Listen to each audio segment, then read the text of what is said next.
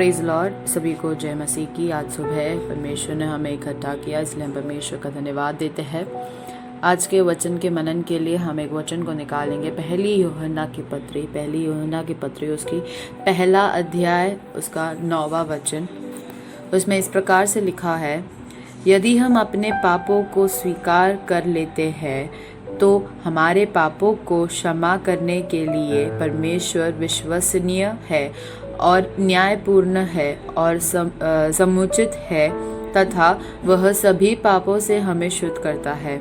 इस वचन की सुनवाई के द्वारा परमेश्वर सभी को बहुतायत से आशीष दे।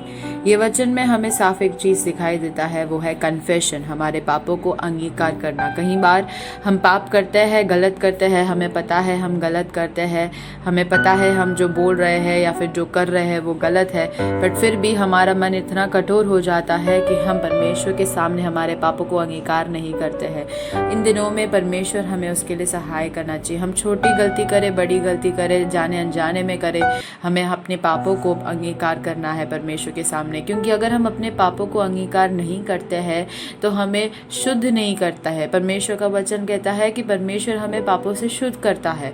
तो जब तक हम अपने पापों से शुद्ध नहीं हो जाते तब तक हमारे जीवन में अनुग्रह कभी नहीं मिलेगा। तो हमें सबसे पहले जो कदम उठाना है, सबसे पहले जो कदम परमेश्वर की ओर हमें उठाना है वो ये है कि हमें अपने पापों से पहले शुद्ध होना है, परमेश्वर के सामने हमारे पापों को अंगीकार करना है और वो हमें क्षमा जरूर करेगा। शायद मनुष्य हमें कभी क्षमा नहीं करेगा। मनुष्य शायद हमेशा हमारे पापों को लेकर बार बार हमसे दोहराते बताते होंगे, हमारे बीते दिनों के बातों को लेकर हमें कोसते रहेंगे, पर परमेश्वर कभी ऐसा नहीं करता। परमेश्वर को एक बार अगर हम एक पाप के लिए माफ़ी मांगे तो परमेश्वर उसे माफ़ करता है और परमेश्वर हमें क्या करता है, शुद्ध करता है। तो इन दिनों में परमेश्वर हमें उसके लिए सहाय करे, हमारे पापों को परमेश्वर के सामने अंगीकार कर परमेश्वर से एक शुद्धिकरण हमारे जीवन में पाने के लिए परमेश्वर सभी को सहाय करे।